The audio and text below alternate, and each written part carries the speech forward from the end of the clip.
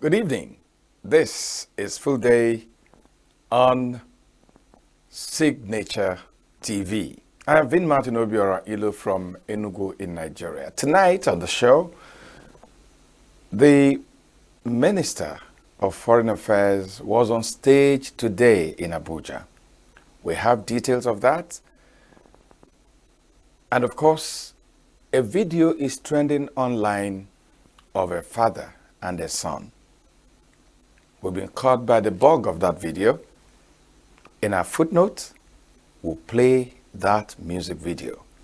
Don't go away. This is your Full Day, the late night show. I'll be back in a moment.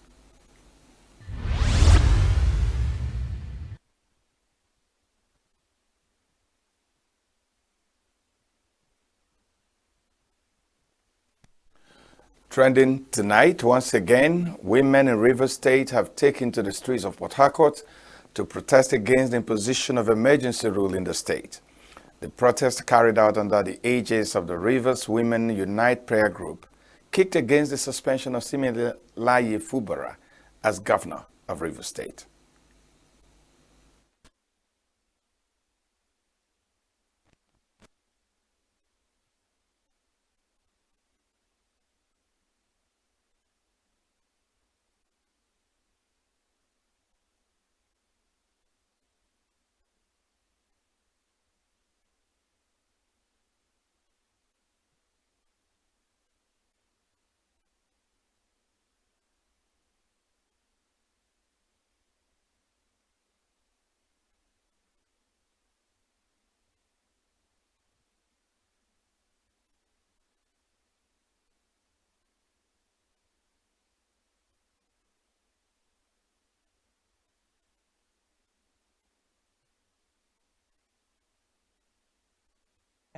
In favor of Governor Siminalayi Fubara, who was suspended by Tinubu owing to the political crisis in the state. Last month, President Bola Tinubu declared a state of emergency in Rivers State owing to the unending political crisis in the state, suspending Governor Fubara, his deputy Ngozi Odu, and the members of the House of Assembly for 6 months. But the women are alleging that nearly 1 month after assuming control, rather than fostering reconciliation among the political stakeholders, the administrator, retired Vice Admiral Ibas, has deepened the divide. His actions of dismantling democratic institutions and orchestrating policies aimed at achieving political domination serve only the interests of those who appointed him. So since they removed our governor, things not they move forward again. Everything just they stagnant. No business at all because no money. Since when this governor come, I free fine. I dey feed my children, my grandchildren them. I dey plait my head. People they come. Now, nothing I dey plait again. My God. We just woke up one morning and state of emergency is being declared. We don't know the purpose, why there is state of emergency, and we were told that there is war in our state. And we are saying that we never had any problem in Rivers State. Rivers State is a peaceful state. We the youth were going about doing our normal business. They insist that the continuous actions of the imposed sole administrator, retired Vice Admiral Ibok Ete Ibas, have clearly exposed the ulterior and politically motivated intentions behind this so-called emergency rule. Governor Siminalayi Fubara must be returned back to his elected position. Even the president made that clear by his statement that he is coming back, and we believe he is coming back. The concern I personally have is that when is he coming back? You cannot bring him back when you have installed 27 people that are against him in the state assembly. When you have installed local government chairmen illegally. We must not forget that the police commissioner today was the same police commissioner when in 2023, in October 2023, when Siminalayi Fubara was attacked with hot water and tear gas was shot at him. Even at the height of provocation, you can see the place is still peaceful. Nobody's fighting, even at the height of provocation. How is it that it is only in Rivers State that you suspended democracy? It's an affront on democracy. It is a slap on our faces. It is telling us that we do not matter in the Committee of States of Nigeria. What are you saying to us? And we know that our president is somebody who stands for democracy. So we can't understand this. We can't understand it. It is something that is shocking. It is something that is unbelievable. It is something that is unacceptable. We therefore demand the following without equivocation. One, the immediate removal of the Rivers State Commissioner of Police. Yes. CP Olugbenga Adepoju. Two, an urgent and total end to the illegal state of emergency imposed on Rivers State. Yes. Three, the full restoration of all democratic institutions, including the restatement of the duly elected governor. Amo Pusanebo Sa Siminala Ifobara. Yes. Four, the redeployment of military personnel to regions where they are truly needed. Finally, we call on the international community to take a firm stand to intervene diplomatically and to prevail on the Nigerian government to restore democracy and protect the rights and dignity of the people of Rivers State. Yes. Our people deserve peace, yes, justice, yes, and the freedom, yes, to thrive in a truly democratic society. Yes. Vice Admiral Ibas reportedly sponsored a counter-protest, hiring thugs to masquerade as Rivers women in support of the illegal state of emergency, an act that was protected by the same police commissioner who had allegedly dispersed the protest by the pro-Fubara women from peacefully demonstrating. The governors of the main opposition, People's Democratic Party (PDP), had earlier rejected the declaration and have headed to the courts to challenge the imposition. Also trending tonight, Nigeria and South Africa have signed a memorandum of understanding to strengthen cooperation in the mining sector under Nigeria-South Africa Binational Commission, recently inaugurated by President Bola Tinubu and Cyril Ramaphosa. The agreement was signed during a bilateral meeting in Abuja between Nigeria's Minister of Solid Minerals Development, Dr. Dele Alake, and South Africa's Minister of Mineral Resources and Energy, Gwede Mantashe. Alake described the MOU as a milestone in advancing bilateral ties with a focus on industrialization, job creation, and sustainable growth through mining, with some key areas of collaboration including geological mapping, mineral exploration, data sharing, training, and value addition. Mantashe affirmed South Africa's commitment to deepening cooperation, adding that the visit aimed to refine agreements under the Binational Commission.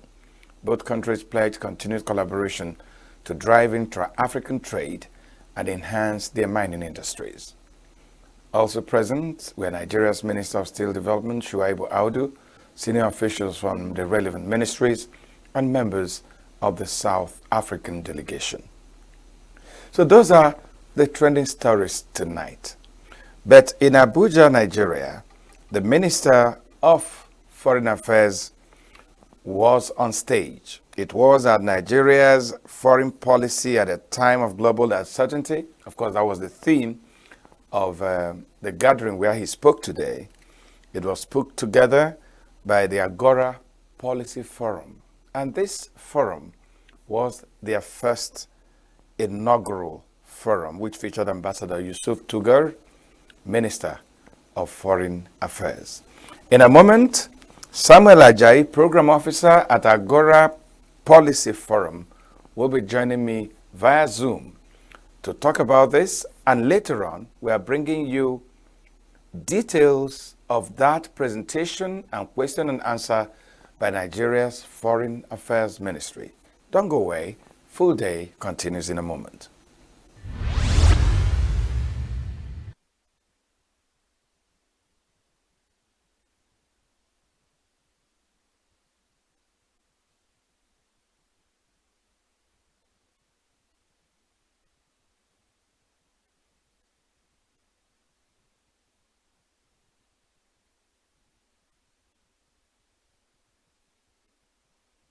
You're still watching Full Day on Signature TV. And joining me from Abuja in Nigeria is Samuel Ajayi of Agora Policy Forum. Sam, you're welcome to the show. It's a pleasure to be here. Thank you so much for having us. Yeah, it's really my pleasure.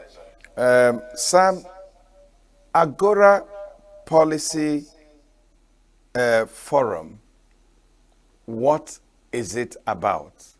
What is behind it? Why did, some great Nigerians come together to say we should have this kind of advisory body? Thank you so much for that question. So the Agora Policy Forum is an initiative of Agora Policy, which is a Nigerian think tank that is focused on facilitating, finding practical solutions to urgent national challenges. And one of the reasons we hosted this forum is we wanted to facilitate structured conversations and interactions between senior government officials and the informed public about current public policy issues. So we are looking at creating a venue in which, members of the public can adequately interrogate the government on the key public issues that they are doing. And it's under a program, generously supported by the MacArthur Foundation, under a public program called the Policy Support and Deepening Engagement project that we're currently running at Agora Policy. So that's a high-level view of how the program came to be.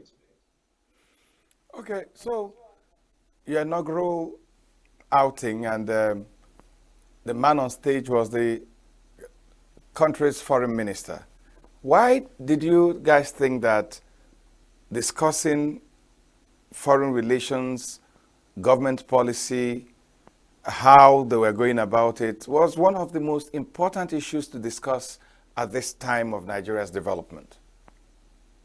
Thank you so much. So the interesting thing about it is that given the unique moment we are in today in the world, we feel that talking or making the inaugural forum about that particular topic is very interesting very important because it covers a lot of issues, particularly when you're talking about it from the aspect of security, talking about development, talking about growth and other important things. So foreign minister helps to project the image of the country to the world, and it addresses some of those key challenges because we're living in a unique moment. We have tariff wars, you have so many things happening on the international stage that it threatens to also affect local issues. So for example, you look at the issue of security, it's also an issue of foreign relations because you're having to deal with nations that are around us also dealing with coups and the likes, and this may affect security arrangements we have with other nations that surround us. So at this particular moment, we felt that spotlighting this particular issue within the larger view of what's going on in the world vis-a-vis the international issues going on by the tariffs with government in the United States of America and the local security issues that we're currently facing in this moment. We feel like that particular moment addresses the core issues that are currently challenging Nigeria at the moment. So at today's forum, we saw a lot of academics. We saw a lot of people in the development space. We saw a lot of Nigerians that, that are concerned about how to take the country forward. So what was the criteria? What was behind making sure that this group of people were assembled for this inaugural forum today? So the interesting thing is that we find that at the level of discourse that we have generally in public regarding public policy in Nigeria is usually easily devolves into name calling, into tribal affiliations or all sorts of things that doesn't actually get to the productive discussion that needs to be had. And many of these issues are then left undiscussed, and it also sort of makes it very difficult for the government to engage and for the government to be engaged constructively. So our focus was to make sure that the people that were going to be in the room, that were going to be engaging with senior government officials, were people who actually have, decidedly expertise on the topic at hand to make sure that the subject that is being discussed will be discussed in such a way that the public policy itself is discussed and not the personalities involved. So we feel that this is a more productive way, in our own experience, of engaging with senior government officials in order to get adequate results. This is exactly why we've had senior policy analysts, senior civil society actors, academics, and very, very intelligent Nigerians who have specific expertise in this area engage on this particular topic. Of course, with the general support of the MacArthur Foundation. Yes, I'm interested about the angle about MacArthur. I mean, when we look at what is going on in the country, in the world right now, America is, walking back on assisting developing countries, developing economies, addressing development issues, and you see an organization which is American-based, like MacArthur Foundation, still standing and supporting an organization like yours. Tell us about the collaboration between Agora Policy and MacArthur Foundation and how they have made this possible.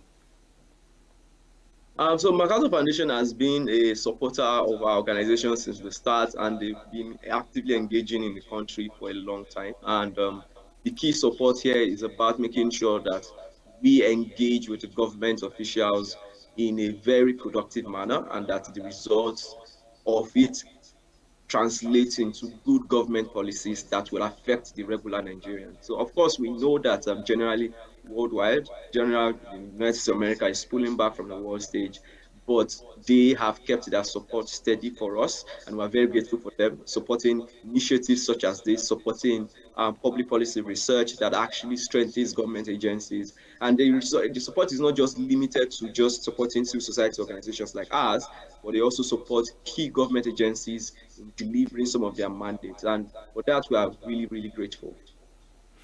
Yes, kudos to Agora Forum, and kudos to MacArthur for the outing today. So, Sam, thank you for joining us, and thank you for your insights. We are now bringing back to millions of our viewers across the world the event that took place today when Agora Policy Forum took place, and we had as a first inaugural guest Minister of Foreign Affairs, Ambassador Yusuf Tugar. Thank you very much. I was only made aware that perhaps my speech for opening remarks might be a bit too long, so in order to save time, I will stand on existing protocols and just jump right into it. A very good afternoon, ladies and gentlemen. I'm honored to address this distinguished gathering at the Agora Policy Forum, a platform that fosters dialogue on policy imperatives for national and global progress.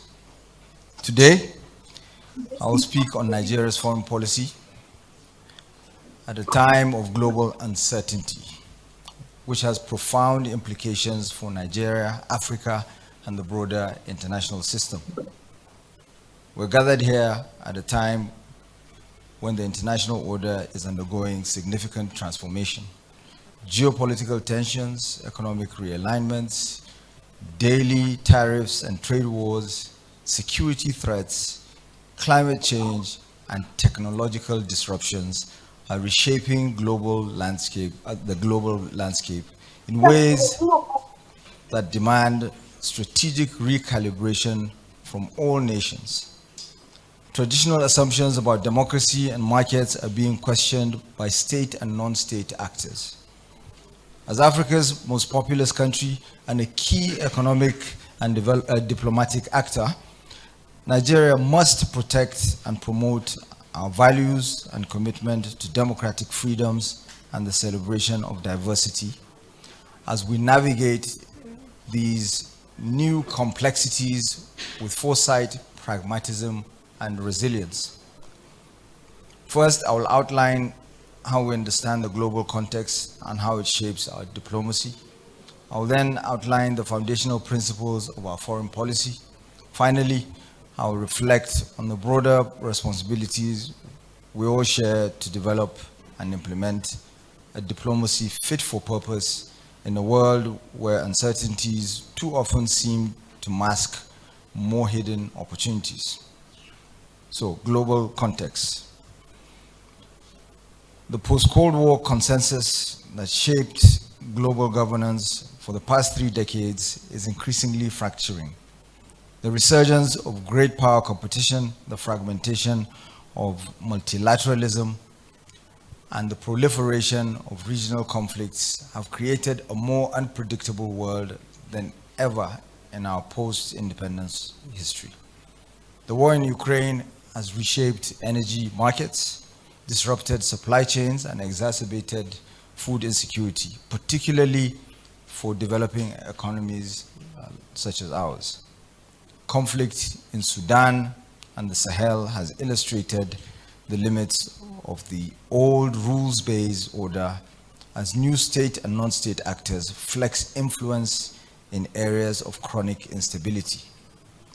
The global economy is experiencing persistent inflationary pressures, debt crises in emerging markets, and the reconfiguration of trade partnerships. The rise of new technologies from artificial intelligence to digital currencies introduces opportunities and challenges for economic governance and national security. Climate change continues to pose an existential threat, with Africa disproportionately affected despite contributing the least to global emissions. In this context, Nigeria's foreign policy must be dynamic. It must ensure that our national interests are protected while we remain a responsible and engaged member of the international community. And above all, foreign policy must be efficient. If diplomacy is war by other means, the terrible costs of conflict must at least partially be a measure of diplomatic failure. We should invest in capacity and exhaust all available avenues because the alternatives are much worse. In that sense, the triumph of diplomacy should be measured as much by what we do not see, what we can avoid, and what we do see. To take examples from our history, we still reference, and rightly so, the sacrifice Nigeria made in Liberia and Sierra Leone in the 1990s, but not so much the efforts through public diplomacy, back channels, direct engagement, third-party involvement, the balancing of principle with practical detail, all tricks in the diplomatic toolbox that led to the transfer of power in the Gambia without a drop of blood spilled. Tragedies avoided are more easily forgotten than sacrifices made. For this reason, we need to be reminded, even in a transactional world, that diplomacy should take the lead. It is always better to talk. We do not always deliver perfect outcomes, especially where those areas of common interest and good faith are narrow, where one side may face particular local pressures that trump what partnership might deliver. Realistic outcomes are shaped by realistic expectations. We see the existing order deconstructing. It was an order that did not present a level playing field for Nigeria and Africa in terms of access to financing and markets and the tools to facilitate peace, prosperity, and opportunity. As that order breaks down, what follows is much less clear. It is our responsibility as the region's key power to be a voice for Africa, to play our part in helping create a modern and dynamic order that reflects our national and shared interests. And that responsibility is fundamentally diplomatic. Securitization shifts thinking from strategic to tactical, to a reduction in the space for dialogue, compromise, and maneuver. Security, more than ever, tilts towards hardware and technology. Security compared to, so diplomacy at its best is a very human process of interaction. Of course, a strong defense capability and the unspoken jeopardy it carries can be significant assets in negotiation. And there are moments when diplomatic routes have failed, that national interest must be defended by force. But sequencing is everything. Lives and livelihoods depend on it.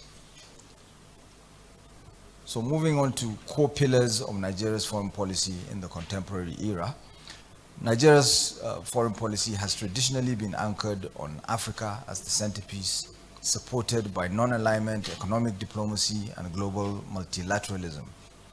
While these principles remain relevant, they must evolve to reflect the realities of our time. I'll outline 4 strategic pillars that define Nigeria's foreign policy approach in this period of global uncertainty. 1, strategic autonomy in a multipolar world. As global power shifts towards multipolarity, Nigeria must assert greater strategic autonomy in its international engagements. We're strengthening our bilateral relations with emerging powers such as China, India, Brazil, while maintaining constructive partnerships with the United States, the European Union, and traditional allies. We aim to ensure that Nigeria is not merely a passive actor in global affairs, but an active shaper of outcomes that align with our national interests. 2, economic diplomacy and sustainable development. With the increasing volatility in markets, Nigeria is prioritizing economic diplomacy to attract foreign investment, enhance trade partnerships, and secure development financing. The implementation of the African Continental Free Trade Area presents a unique opportunity for Nigeria to consolidate its position as a regional economic hub. An important case in point, especially regarding diversification and the creation of new markets, is the Trans-Saharan Gas Pipeline.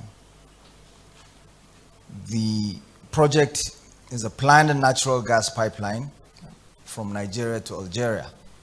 Then you have the Nigeria-Morocco Gas Pipeline, which has been renamed the African Atlantic Gas Pipeline, a 5,600 kilometer long pipeline project that aims to transport natural gas from Nigeria to Morocco, potentially connecting to the European gas network via the Maghreb-Europe gas pipeline. Both projects present a unique opportunity to diversify Europe's gas supplies and represent potent physical symbols of Nigeria's place in a new international order. Beyond trade, economic diversification remains a core priority. To reduce over-reliance on hydrocarbon revenues, we're deepening engagement with global partners in renewable energy, technology transfer, and industrialization. Economic diplomacy is not just about investment flows, it's about ensuring that Nigeria is well positioned to benefit from emerging global value chains. I'm not even going to delve into critical minerals and the solid minerals sector. So, 3 is security and regional stability. Nigeria's security challenges, particularly terrorism, banditry, and piracy, cannot be addressed in isolation. Our foreign policy recognizes the transnational nature of security threats, necessitating a robust regional and international approach. Through ECOWAS, we have spearheaded initiatives to counter military takeovers and support democratic consolidation in West Africa. The Multinational Joint Task Force remains a critical mechanism in the fight against terrorism and insurgency in the Lake Chad Basin. MNJTF is a clear example of a homegrown African solution to an African problem that other partners can key into. With the proper framing and preferred solutions, such an approach is invariably more effective than exogenous strategies from abroad. Maritime security in the Gulf of Guinea has been significantly enhanced through Nigeria's Deep Blue project and regional coordination with the African Union and international partners. Under the Tinubu administration, no single piracy incident has occurred in Nigeria's territorial waters. Safer sea routes mean lower shipping and insurance costs, which in turn boost industry, jobs, and opportunities. At a time when global security alliances are shifting, Nigeria will continue to reinforce its defense diplomacy, intelligence sharing mechanisms, and peace contributions to promote regional and international stability. The world needs a militarily stronger Nigeria to keep our region and the African continent safe. The prevailing pay-as-you-go approach to weapons systems requires that Nigeria domesticates production with the help of willing partners. This requires deft diplomacy and diplomatic nous, which the Tinubu administration is deploying via the 4D. 4, multilateralism and Nigeria's global voice. In an era of straining multilateralism, Nigeria remains committed to strengthening global institutions to ensure they are more inclusive and responsive to the needs of developing countries. Nigeria continues to advocate for UN Security Council reform, calling for permanent African representation to reflect contemporary global realities. Our participation in forums such as the G77, BRICS Plus, and the Commonwealth ensures that we champion the interests of the Global South in trade, climate negotiations, and financial negotiations. Climate diplomacy is a key priority as Nigeria pushes for a just transition that secures climate financing for African nations and promotes green industrialization. Multilateral engagement is not merely about diplomacy, it is about leveraging collective action to address challenges that no country can tackle, from pandemics to cyber threats. So, Nigeria's foreign policy and the role of thought leadership. A nation's foreign policy is only as firm as the intellectual and strategic framework that underpins it. This is why fora such as the Agora Policy Roundtable are invaluable. Policymakers, scholars, and industry leaders must collaborate to provide thought leadership that informs our diplomatic choices. Nigeria must remain proactive, adaptive, and innovative in its foreign engagements as it navigates global uncertainty. Evidence-based policymaking, a long-term vision, and a commitment to national and continental advancement must underpin our strategy. In conclusion, distinguished guests, Nigeria's foreign policy during a time of global uncertainty is not merely about responding to external pressures, but also about shaping our destiny within the international order. It is about ensuring that our economy is resilient, our security is safeguarded, voice is amplified in global decision-making. As we look to the future, I urge all stakeholders, diplomats, academics, business leaders, and civil society to play their part in strengthening Nigeria's global standing. The task is complex, but with strategic foresight and national unity, we will position Nigeria as a formidable force in the evolving international system. Thanks again, Your Excellency, for that wonderful speech. Thank you. By the way, the speech was not part of the design. but I'm glad that he actually gave the speech because he has touched on most of the things that I would like to ask him questions about. I didn't introduce myself at the beginning. My name is Waziri Adio. I'm the founder of Agora Policy, and it's my privilege today to have to ask a few questions of the Honorable Minister before I will throw open the floor. So, because he has dwelt extensively on the direction, the scope of Nigeria's foreign policy, especially in this period of uncertainty.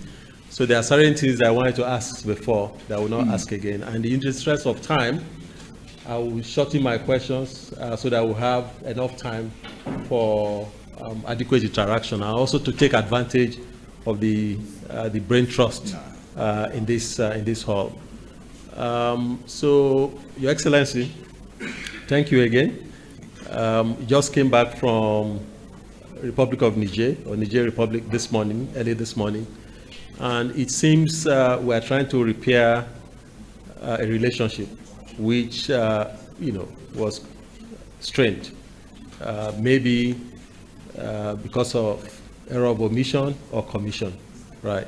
There are people who believe that we mismanaged relationship with Niger, that we didn't put a lot of thought into the kind of actions that we took as a country, or that we led ECOWAS, to take.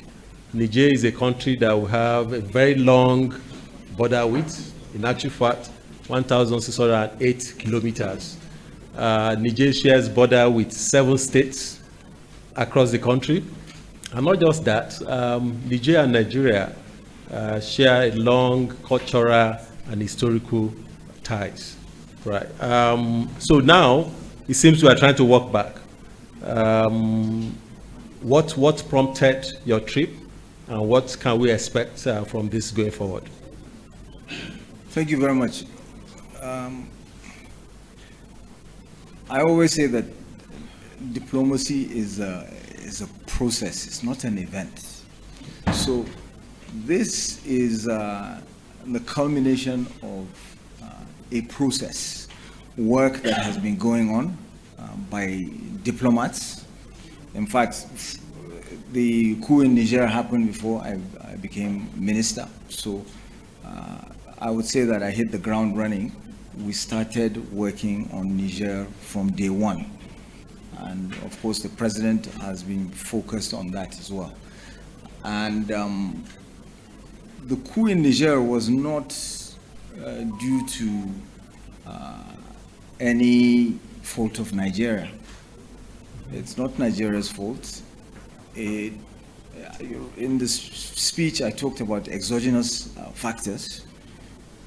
And we have to bear in mind that our neighbors to the north came up with a policy that criminalized migration, that affected the migration economy of Niger, from Agadez to anything north in Niger.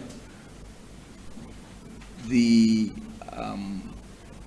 ancillary services that were being provided that sustained that migration economy became illegal due to a law,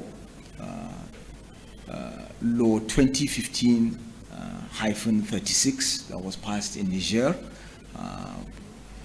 which was encouraged, some might even say sponsored, by certain organs of the United Nations, by the European Union, and the government in Niger at the time, 2015, because they wanted to discourage migration. But in doing so, they threw away the baby with the bathwater, because this is a region that relies heavily on movement of people. This is the way we've been for centuries. That's why we have seasonal migration as well. So when you criminalize migration, saying that anybody that transports a suspected migrant in their vehicle or gives them a room to spend the night, then they're guilty of a crime, then of course it adds additional pressure. In addition to that, there was also the initiative to strengthen the hands of certain Azawad groups, some even separatists or irredentists, which meant you were creating a head-on collusion between separatists and military that are trained to keep countries together. So we have to bear all of this in mind. I don't want to delve too much into it. And so by the time President Tinubu was sworn in as president, these things were already long in motion. And what tends to happen with ECOWAS is in times of crisis, the countries push the leadership to Nigeria, the chairmanship. So if you remember, President Tinubu was sworn in, and then shortly thereafter, he was asked to become the chair of the authority of heads of state and government. So he himself was just trying to settle down when this was, he was thrust into this position.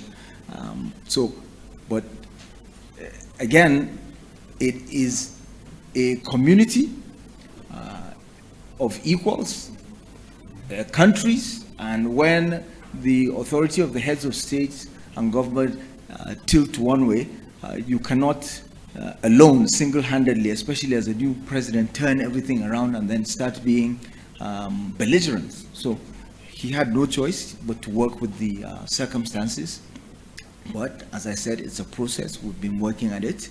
And of course, the Nigerians also were perhaps upset that ECOWAS adopted comprehensive jurisdictional sanctions on them, as compared to what might have been described as list-based sanctions that was applied on Mali and Burkina Faso. So there's so many factors, but we've made a lot of progress. I don't know if you heard the statement of the foreign minister of Niger. He said, as far as they're concerned, the disagreement or misunderstanding between them and Nigeria is over. So we're happy, we're making progress. Okay, fantastic. That's fair enough. I don't want to press it. You said something about the president trying to settle down when he had to take a decision. Could that be a reason why, yes, even if it's a committee of equals, right? But as the chair, there's a way in which you can also moderate discussion for a more considered kind of approach. But that's water under the bridge.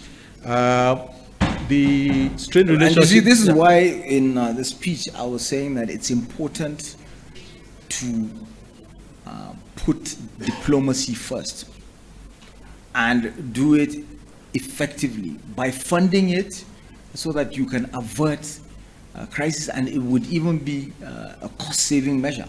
So, but there were no ministers at the time this thing happened.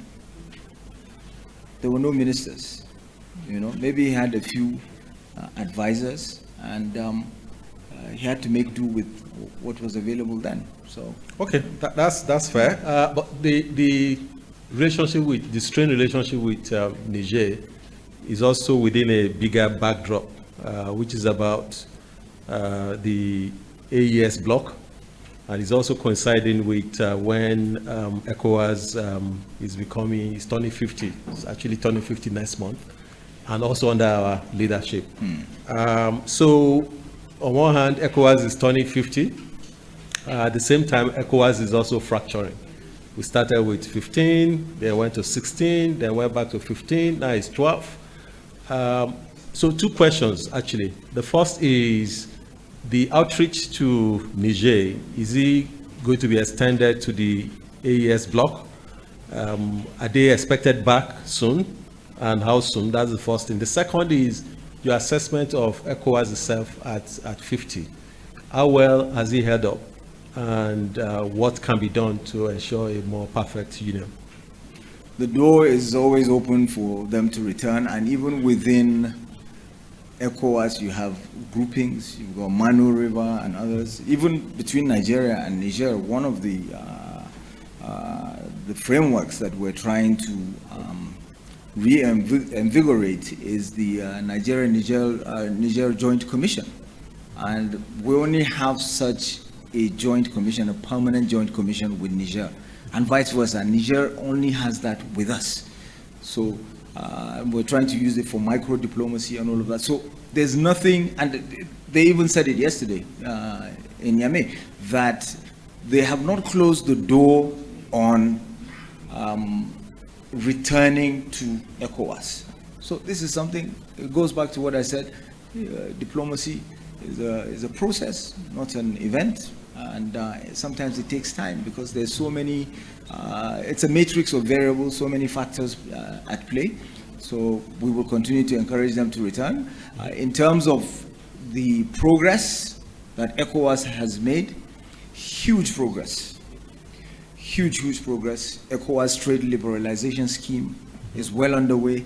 Abidjan, Lagos corridor, well underway. If you look at the digitization of the customs processes for easier movement of goods and services, SIGMAT, underway. I just finished talking about the African Atlantic gas pipeline. We already have the West Africa gas pipeline delivering gas from Nigeria to Ghana. So this is going to be an extension going all the way to Morocco, linking up all the ECOWAS countries, less the 3 landlocked countries that were not going to be a part of it unless, you know, we build these gas pipelines to link them anyway. So these are things that would otherwise have required that ECOWAS considers, you know, the landlocked countries within the community. But so now we're just focusing on what exists. So it makes it even stronger. And then you have to also factor in the African Union's principles of complementarity, subsidiarity, and the fact that the African Union itself works within the framework of regional economic communities. So even with candidatures, with representation at the AU, in the United Nations, you're not going to find a situation where ECOWAS comes and says, these are our candidates, this is who we endorse, or this is the country that is going to get this position or that position, and then 3 countries present their own candidate or their own bid, and then ECOWAS would be ignored. No, it's not going to happen. So there's so many things that they will, wake up to and realize that, this is serious. GIABA, so Financial Action Task Force, blacklisting of countries, grey listing, and all of that. GIABA works with the Financial Action Task Force. It doesn't work with AES. West Africa Health Organization. It's going to relocate. It's going to leave Burkina Faso. It will end up in one of the ECOWAS countries. Huge loss for the AES countries. I can go on and on and on, but that's not what we're focusing on. We're still, making them realize the challenges that they will continue to face. One other quick question on ECOWAS. There was a big event organized by CDD and I think Wade Moss or so yesterday, and it focused on ECOWAS at 50. And the question was, should ECOWAS reform or disintegrate? So I put that question to you. There's always room for improvement, for reforms. So it's a time to reflect, for us to look at our protocols, see how we can fine-tune them, improve them, and it's up to it's a collective decision. We have to look at it, and it's happening soon. Okay. 28th of May. Good. Still on our sub-region, you mentioned about global uncertainties and crises everywhere you turn to. Well, it seems West Africa is particularly going through it at the moment. The return of the coup bet and the possibility of even contagion. You have insurgency and insecurity across the place. You have proxy wars, including by non-state actors. and mercenaries and all of that. What do you think is driving this? Why is West Africa becoming a basket case? And what are the pathways and what role can Nigeria play in this respect? Exogenous and endogenous factors. The exogenous or external factors, I mentioned certain policies by some of the developed countries and neighbors that we have that have affected us adversely because the focus, the weaponization of migration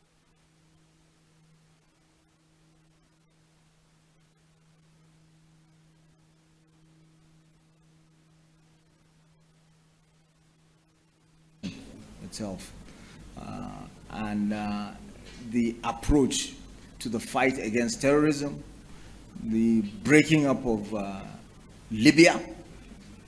These are all things that we're now, feeling the effects of. And then internally, our own problem, and this cuts across both Anglophone, Francophone countries, is the failure of governance at the local level. The fact that local governments are not functioning, and then when they don't function at that level, there are no opportunities for youths. It's a very youthful region, and then those that come with any semblance of order and organization can easily replace local government. That's what happened with Boko Haram.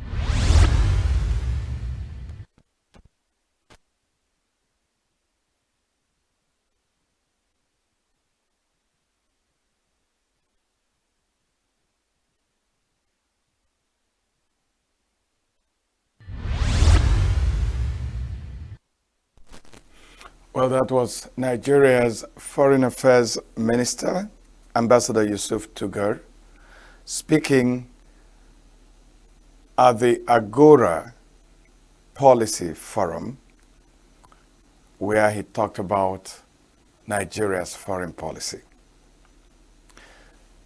Just before we round up, let's bring you a footnote and recently a less than 2 minutes video of Nigeria's music superstar Bongo Zikwe featuring a live performance of his iconic song, Still Searching, went viral. Performed by Francis Oteva Shima Atela, known as Atela. Atela, a Nigerian singer, began his music journey in a church choir in Jos and gained national attention as the first runner-up on Nigerian Idol Season 6 in 2021. Known for his soulful voice and emotional depth, Atela has released songs like Dreams and collaborated with legends like our own Bongo Zikwe.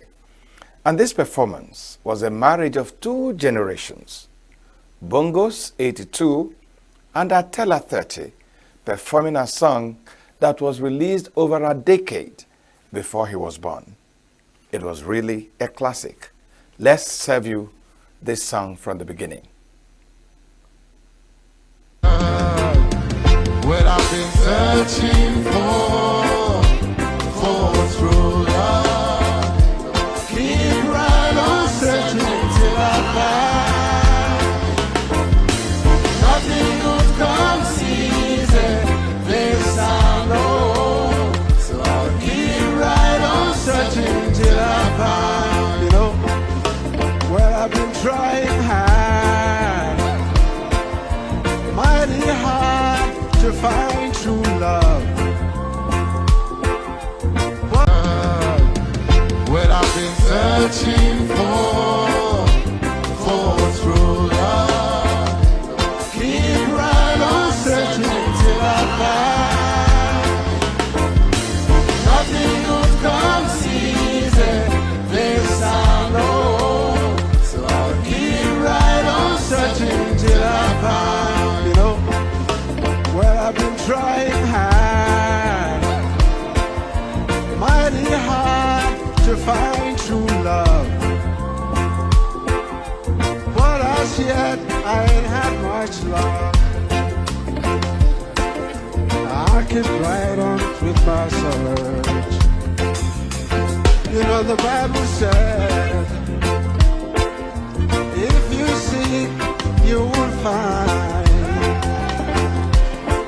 Ain't no doubt the Bible must be right. I'll keep